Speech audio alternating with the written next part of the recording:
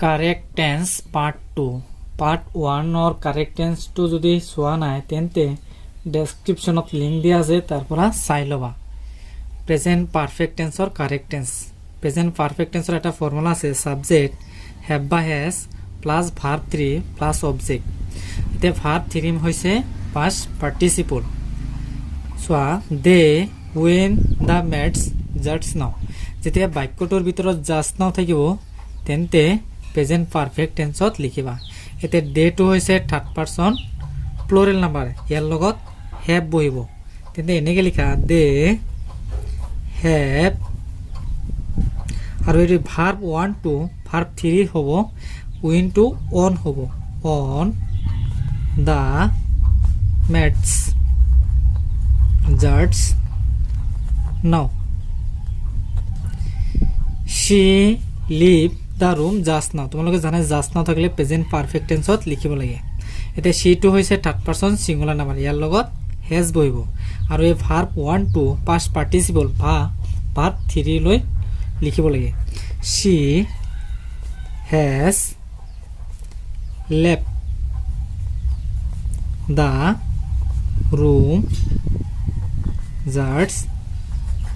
now I never see such an ugly scene এতে বাক্যটোৰ ভিতৰত যেতিয়া নেভাৰ থাকিব তেতিয়া প্ৰেজেন্ট পাৰফেক্ট টেন্সত লিখবা I have never আৰু এটো seen হ'ব seen such an ugly scene the man already push the letter এতে বাক্যটোৰ ভিতৰত যেতিয়া অলৰেডি থাকিব তেতিয়া প্ৰেজেন্ট পাৰফেক্ট টেন্সত লিখিবা দা মেনটো হৈছে থাৰ্ড পাৰসন সিঙ্গুলাৰ নাম্বাৰ ইয়াৰ লগত হেজ বহিব the man already posted the letter he not take his medicine it যেতিয়া বাক্যটোৰ ভিতৰত যেতিয়া ইট থাকিব তেতিয়া প্ৰেজেন্ট পাৰফেক্ট টেন্সত লিখিবা হি টু হৈছে থাৰ্ড পাৰসন সিঙ্গুলাৰ নাম্বাৰ ইয়াৰ লগত হেজ দিবা নট আৰু এটো ভার্ব 3 লৈ হ'ব টেকেন হ'ব taken his medicines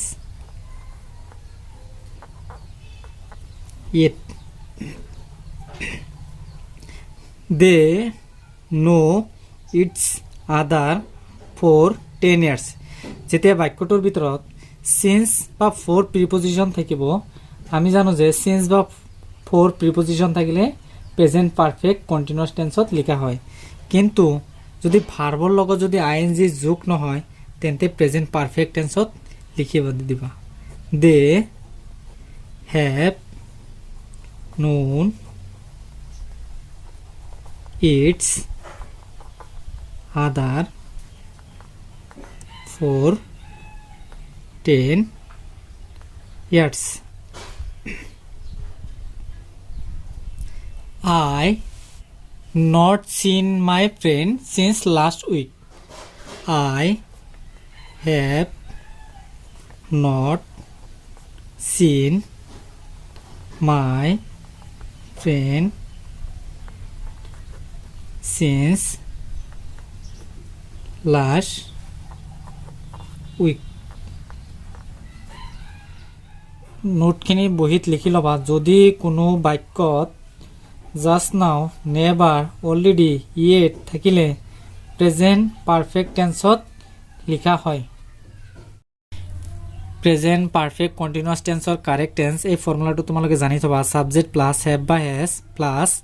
bin plus verb 1 plus ING plus object have হেজৰ ব্যৱহাৰ তোমালোকে জানাই থাৰ্ড পাৰসন সিঙ্গুলাৰ নাম্বাৰৰ লগত হেজ বহে আৰু বাকি সকলো নাম্বাৰৰ লগত হেভ বহে এতিয়া উই লাৰ্ন ইংলিশ সিন্স ক্লাস 5 যেতিয়া বাক্যটোৰ ভিতৰত সিন্স প্ৰিপজিশন থাকিব তেতিয়া প্ৰেজেন্ট পাৰফেক্ট কন্টিনিউয়াস টেন্সত লিখি দিবা উইৰ লগত হেভ বহিব আৰু হেভৰ পিছত লগত এটা বিন দিবা হেভ বিন আৰু এই ভাৰ্ব 1 লগত মাত্ৰ এটা আইএনজি যোগ কৰি দিবা learning English since class 5. We live in Guwahati since 1980. We have been living ING যোগ কৰাৰ লগে লগে ইটো উঠি যাব living in Guwahati since 1980.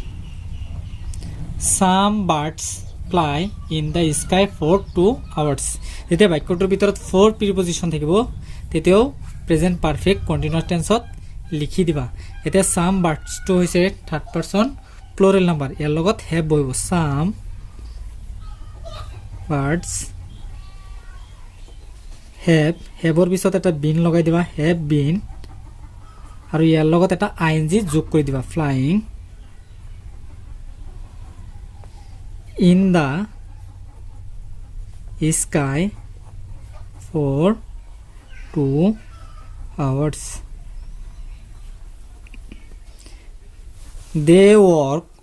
on the project for 10 years. আৰু তোমালোকে জানাই for থাকিলে প্ৰেজেন্ট পারফেক্ট কন্টিনিউয়াস টেন্সত লিখা হয় they have been working on the project for 10 years. Thank you নোটখিনি বহিত লিখি লবা যদি কোনো বাক্যত সিন্স বা ফৰ প্ৰিপজিশন থাকিলে প্ৰেজেন্ট পাৰফেক্ট কন্টিনিউয়াস টেন্সত লিখা হয়